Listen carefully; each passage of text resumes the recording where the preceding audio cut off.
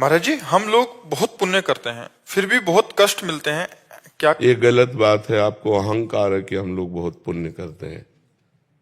सबसे पहला शब्द अहंकार का निकला आपका कि हम लोग बहुत पुण्यात्मा हैं। नहीं, बिना पाप कर्म किए दुख मिल ही नहीं सकता है। और अहंकार है इसलिए आपके पुण्य है ही नहीं। अहंकारी कभी पुण्यात्मा नहीं होता। जैसे हमने आपको पानी पिलाया और मैंने 4 लोगों को बता दिया कि बहुत प्यासा था, मैंने पानी पिलाया, कुछ नहीं बचा, ऐसे आपके मुख से निकला मैं बहुत पुण्यात्मा हूं, ऐसा नहीं। जो बहुत पुण्यात्मा होता है उसके मुख से निकलेगा मैं तो बहुत अधम जीव हूं। नहीं, आप तो बहुत पुण्य करते हैं, वो तो भगवान की प्रेरणा से होता है।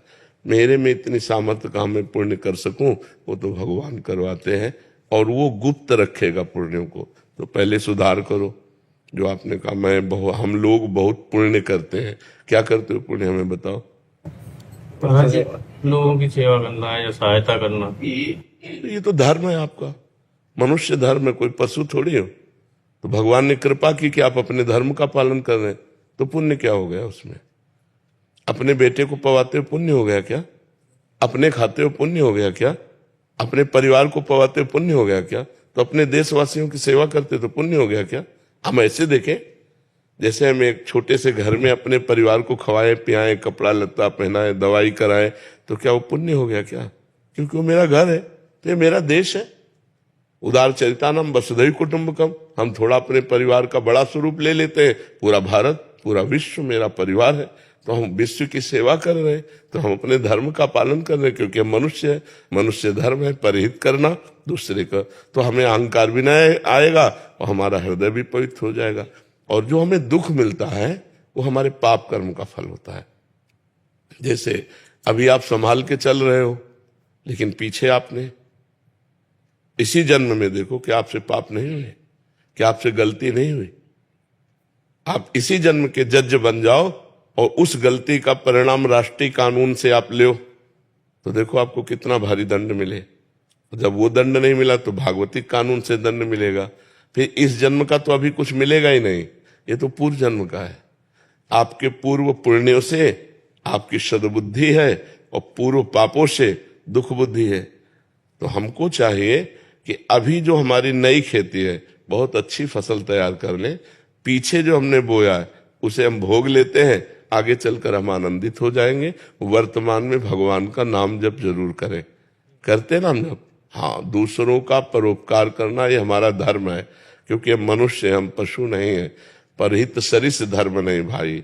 दूसरे को सुख पहुंचाना, कोई बीमार है, कोई एक्सीडेंट से परेशान स्थिति में है तो हम उसका सहयोग कर देते हैं, ये हमारा धर्म है, ये हमारा कर्तव्य है। जैसे हम अपने परिवार की सेवा करते हैं ऐसे हम अपने देश की सेवा करते हैं, तो हमें ये गर्व नहीं आएगा कि हम लोग बहुत पुण्य करते हैं। ठीक है ना?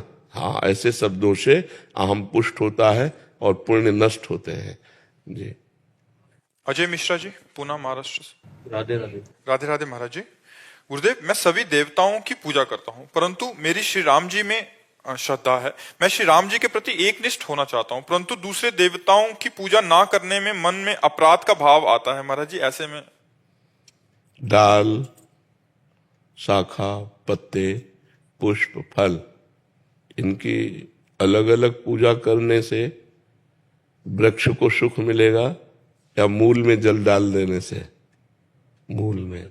तो ऊर्ध मूल मधा शाखा मश्रुत्थम प्राहुरभ्यम, भगवान ने गीता में 15वें अध्याय में कहा मैं सबका मूल हूं, भगवान से ही सब है। जा पर कृपा राम की हुई, ता पर कृपा करे सब कोई। यदि हम भगवान की आराधना करते हैं तो भगवान में असंख्य ब्रह्मांड समस्त देवी देवता सब वास करते हैं, सबकी पूजा हो जाती है। एक भगवान श्री हरि की आराधना करने से सबकी पूजा हो जाती है। तो कोई भी देवी देवता कभी भी नाराज नहीं होगा, क्योंकि भगवान ही सब देवी देवता बने हुए हैं। समझ रहे हो ना? तो यदि भगवान श्री राम के चरणों की अनन्य भाव से आराधना करते हो तो समस्त देवी देवताओं की आराधना अपने आप हो जाती है।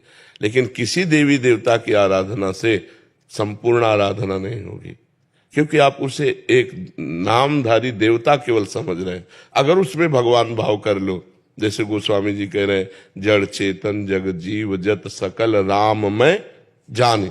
अब किसी की भी आराधना करो, भगवान श्री राम की आराधना हो रही, वो संपूर्ण आराधना है। भगवान की आराधना संपूर्ण आराधना है। भगवत भाव के द्वारा यदि कुत्ते की भी आराधना कर ली जाए तो भगवान की प्राप्ति हो जाएगी, लेकिन भाव भगवान का होना चाहिए कि इसके अंदर भी भगवान विराजमान है। तो जैसे गीता जी में भगवान ने कहा कि देवता की आराधना करने वाले देवताओं को प्राप्त होते हैं, पितरों की आराधना करने वाले पितरों को प्राप्त होते हैं, भूतों की आराधना करने वाले भूतों को प्राप्त होते हैं, और मेरी आराधना करने वाले मेरे को प्राप्त होते हैं। तो फिर सब में भगवान है, तो उनकी आराधना से भगवान को क्यों नहीं प्राप्त हुए? क्योंकि उन्होंने भगवत भाव नहीं किया। पितरों में पितर भाव किया, देवी देवताओं में देवताओं का भाव किया। तो हमें चाहिए कि हम, जैसे गोस्वामी तुलसीदास जी ने सबकी वंदना की है विनय पत्रिका में, लेकिन सबसे यही मांगा कि सिया राम के चरणों में प्रेम हो। अगर हम किसी देवी देवता की आराधना करें भी तो हम उन्हें भगवान के भाव से देखें कि भगवान इस देवी के रूप में, इस देवता के रूप में है, और उनसे वरदान यही मांगे कि हमारे इष्ट में हमें प्रीति प्राप्त हो। जिनको हमने इष्ट माना, राम श्याम शिव जो भी, उनमें हमारी प्रीति प्राप्त हो, कोई अपराध नहीं है। देवता स्वार्थी थोड़ी है। भगवान श्री राम की पूजा करने से समस्त ब्रह्मांडों की पूजा हो गई, क्योंकि भगवान ही सब रूपों में विराजमान है। जी सुदेश जी दिल्ली से। श्री हरिओम। श्री हरिवंश महाराज जी। महाराज जी, कर्म और भक्ति के बीच संतुलन कैसे बनाए? कर्म ही भक्ति है। जो कर्म भगवान के लिए किया जाता है वो भक्ति है, और जो कर्म भगवान से विमुख करने वाला होता है वही बंधन का कारक है। जैसे अपने पति से प्यार करना धर्म है, लेकिन पर पुरुषों की तरफ दृष्टि रखना अधर्म है। अपनी पत्नी से प्यार करना धर्म है, लेकिन पराई स्त्रियों की तरफ गंदी दृष्टि रखना अधर्म है। अपनी कमाई का धन धर्म है, दूसरे की कमाई का हड़पना अधर्म है। ऐसे हम जब देखते हैं तो जो कर्म धर्म युक्त है, जो कर्म भगवान की आज्ञा से किया जाता है वो भक्ति युक्त है, और जो कर्म भगवान से विमुख है, अधर्म है, वो भक्ति विमुख है। भक्ति युक्त और भक्ति विमुख, तो भक्ति विमुख कर्मों का त्याग कर दें और भक्ति युक्त कर्मों को करें। आपका क्या आंतरिक भाव है इस प्रश्न का? महाराज जी, यही है कि कर्म जैसे हम करते हैं तो उसी को हम भक्ति माने, या मतलब? हाँ, वही कर्म भक्ति बन जाए। जैसे आप रसोई बना रहे हो, अपने लिए बना रहे हो तो केवल कर्म है, और भगवान के लिए बना रहे हो तो भक्ति हो गया। सुंदर भोग बनाया, भगवान को अर्पित किया, पा लिया, ये भक्ति हो गई। भगवान को अर्पित किया हुआ प्रसाद और संपूर्ण रसोई सेवा, ये भक्ति बन गई। झाड़ू लगा रहे अपने घर में या भगवान के घर में? भगवान के घर में तो भक्ति हो गई, अपने घर में तो कर्म बन गया। पोछा लगा लिया, पति परिवार की सेवा कर रहे, ये भगवान के नाथ सकल संपदा तुम्हारी, मैं सेवक समेत सुत नारी, बढ़िया भक्ति हो गई। भक्ति का कोई अलग ढंग नहीं है। जो कुछ आप कर रहे हो वो भगवान को अर्पित कर दो, और भगवान का नाम जब चल रहा है वही भक्ति हो गया। और भगवान से विमुख होकर बड़े से बड़ा कर्म हो, अहंकार की पुष्टता, वही कर्म बनकर तुम्हारे बंधन का कारण होगा। जब भक्ति युक्त कर्म नहीं होता तो दो प्रकार के कर्म होते हैं, एक पाप कर्म होता है, एक पुण्य कर्म होता है, एक शुभ कर्म होता है, एक अशुभ कर्म होता है। दोनों बांधने वाले होते हैं। मुक्त करने वाला भक्ति कर्म है। तो हम हर कार्य भगवान को अर्पित करें, हर कार्य भगवान के लिए करें। जैसे हमारा शौच स्नान भी भक्ति हो जाता है। अब हम जल्दी से शौच जा रहे हैं, स्नान करके इसके बाद भगवान को मंगला करनी है, नाम जप करना है, भगवान के लिए रसोई बनानी, भगवान के लिए तो हमारा शौच स्नान भी भजन बन गया, क्योंकि हम भगवान के निमित्त कर रहे हैं। और अपने मनोरंजन के लिए नहाना और श्रृंगार करना वो कर्म बन गया, और वो भक्ति कर्म बन गया। तो समझ पा रहे हैं आप जी? अंतिमा पटेल जी, मध्य प्रदेश से। महाराज जी, आपके चरणों में कोटि कोटि प्रणाम। गुरुदेव भगवान, भाव कुभाव अनक आलसहूं को मानकर नाम जप एवं इष्ट पूजन कर रही हूँ, किंतु मन में पुनः एक भाव आता है कि भाव बिन सुनी पुकारे, मैं कभी सुनता नहीं। तो प्रभु, यदि मैं मन में कभी भाव न बन पाए तो क्या मुझे भगवत प्राप्ति होगी? हो जाएगी, क्योंकि वस्तु शक्ति अपना प्रभाव दिखाती है, भाव की अपेक्षा नहीं रखती। जैसे अग्नि में दाहिका शक्ति है, आप भाव रखो तो जला देगी, भाव न रखो तो भी जला देगी। भूल से छू जाए तो जल जाओगे, या कोई जान के छुआ दे तो जल जाओगे, क्योंकि उसमें दाहिका शक्ति है। ऐसे नाम में तारण शक्ति है।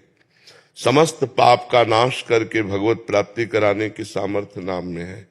जो सीधा राम नहीं श्रद्धा से बोल पाते थे, मरा मरा बोले, वो भगवान के लीला चरित्र के रचयिता बन गए, वो ब्रह्म ऋषि बन गए। तो हमें नाम पर कभी अविश्वास नहीं करना चाहिए। जिस नाम को अपने पुत्र के मिश बुलाया नारायण, और अंतिम समय नारायण नाम निकलने के कारण उनको परम पद की प्राप्ति हुई। उन्होंने नारायण को नहीं पुकारा, अपने पुत्र को पुकारा आजा मिलने।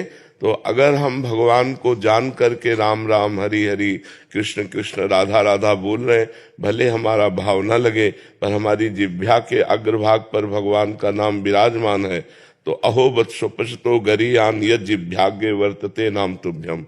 वो चांडाल भी सर्वश्रेष्ठ परम पूज्य हो जाता है जिसकी जिह्वा के अग्रभाग पर भगवान का नाम विराजमान होता है। तो हमें नाम पर पूर्ण ये श्रद्धा रखनी है कि चाहे भाव हो चाहे कुभाव हो, नाम चल रहा है तो नाम के प्रताप से भगवान की प्राप्ति निश्चित है। ये बात समझो। हमारी भावना कब बनती है? जब हमारी हृदय की मलिनता नष्ट हो जाती है। तो जब अभी हमारा हृदय मलिन है तो हम चंचल हृदय से, कुभाव से, अश्रद्धा से, मन ना लगने से नाम जप कर रहे हैं, तो यही धीरे धीरे मन लगने लगेगा, धीरे धीरे मन पवित्र होने लगेगा, धीरे धीरे भाव बनने लगेगा। और ना भी बने तो अभी हम राम बोला, हरि बोला, कृष्ण बोला, शरीर छूट गया तो हमें भगवत प्राप्ति हो जाएगी। अंतःमति सोगति, हमें बिल्कुल संशय नहीं करना चाहिए इसमें। मयंक सिंह जी। महाराज जी, आपके चरणों में कोटि कोटि प्रणाम। महाराज जी, क्या भगवान शिव को मात्र ज्ञान के द्वारा ही प्राप्त किया जा सकता है? उनकी भक्ति में दास्य या सख्य जैसे भाव दशाएं लाई जा सकती हैं? लाई जा सकती हैं, क्यों? भगवान भगवान है। जब भगवान हम श्री हरि के प्रति ऐसा कह सकते हैं, तो भगवान स्वयं शंकर जी दास्य भाव के आचार्य बन करके हनुमान जी के रूप में राम जी की सेवा कर रहे हैं कि नहीं? भगवान शंकर जी तो हैं, हनुमान जी के रूप में दास्य भाव की सेवा कर रहे हैं। श्री राम जी की प्रत्येक आज्ञा का पालन सिरोधार्य कर रहे हैं। तो राम जी रामेश्वर भगवान की स्थापना करके सेवा कर रहे हैं। भगवान शंकर को अपने स्वामी के रूप में देखें, अपने सखा के रूप में देखें, अपने प्रीतम के रूप में देखें, तो उसी भाव से हमें प्राप्त हो जाएंगे। हम जिस भाव से भगवान शंकर की आराधना करेंगे उस भाव से हमको प्राप्त हो जाएंगे। ये यथा माम प्रपद्यन्ते तास तथैव भजाम्यहम्। जो मुझे जैसे भाव से बजता है मैं उसको वैसे ही प्राप्त होता हूं। पर प्रायः भगवान शंकर के प्रति माता पिता का भाव या स्वामी का भाव यही देखा गया है। प्रायः भगवान शिव को प्रियतम पति रूप में तो जगदम्बा जी ने भजन किया है, और प्रायः सबने माता पिता और स्वामी के रूप में भजन किया है। और सख्य, दास्य, वात्सल्य, कांता, सहचरी, ये प्रिया प्रीतम श्यामा श्याम के विषय में, या श्यामा श्याम के ही स्वरूप सिया राम के विषय में बकाया भगवान शंकर को तो जगत माता पिता या स्वामी के रूप में ही प्राय भजन किया गया है। प्रभु, जब आप कहते हैं कि संत निंदा से पुण्य क्षीण होते हैं, तब आपका आश्रय आचरण वाले संतों से होता है अथवा मात्र वेशधारी संतों से? हम कह रहे हैं किसी की क्यों करें, हमें ठेका दिया गया है क्या किसी की निंदा करने का? भगवान ने जिसने क्षमता दी उतना ही चल पा रहा है। अब हम अपनी कसौटी पर किसको कसे? हम अपने को कसे। तेरे भावे जो करे भलो बुरो संसार, नारायण तू बैठ के अपनो भवन बुहार। आप अपने नेत्रों को ठीक करो। जैसे आप देख रहे हो ये आदमी निंदनीय है, तो वो आदमी नहीं, उसमें परमात्मा है। आपने देखा? नहीं देखा तो आपकी दृष्टि खराब है। विद्या विनय संपन्ने ब्राह्मणे गविहस्तनी सुनी चुपाके चा पंडिताश्रम दर्शिना। सच्ची दृष्टि ज्ञान की तो यह है कि सब में हम परब्रह्म परमात्मा को देखें, भगवान वासुदेव को देखें। यदि हम ऐसा नहीं देख पाते तो हमारी दृष्टि ही तो खराब है। सब में भगवान है। गोस्वामी जी कह रहे हैं, जड़ चेतन जग जीव जत सकल राम मैं जानी, बंदों सबके पद कमल सदा जोर जुग पान। तो हम किसी की कमियां क्यों देखें? और संत को कैसे पहचान सकते हो? बाहरी लक्षणों से क्या संत पहचाना जा सकता है क्या? उसकी आंतरिक स्थिति क्या जानोगे आप? समझ रहे हो ना? बड़े बड़ों से धोखा हो जाता है। एक बड़े स्थिति प्रज्ञ संत थे, समोसा बट रहे थे तो